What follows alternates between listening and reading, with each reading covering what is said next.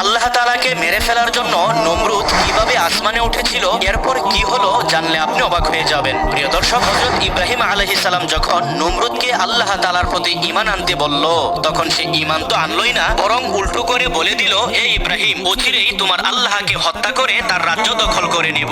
এরপর সে শয়তানের পরামর্শ অনুযায়ী 4টি শকুনের গায়ে তার বানানো জানটিকে বেঁধে নিল।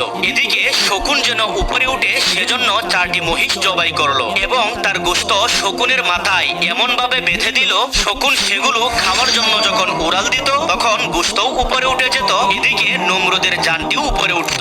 এভাবে 3 দিন 3 রাত উপরে উঠে নমরুদ আল্লাহ তাআলাকে মারার জন্য তীর নিক্ষেপ করলো। তখন আল্লাহ তাআলা তীরের মাথায় মাছের রক্ত মিশিয়ে যখন আবার নিক্ষেপ করলো, তখন নমরুদ দেখে বলল, হে ইব্রাহিম, দেখো তোমার রবকে হত্যা করে ফেলেছি। তখন হযরত ইব্রাহিম আলাইহিস সালাম বললেন, আরে নমরুদ, আমার আল্লাহর কোনো মরণ নেই, তীরের মাথায় রক্ত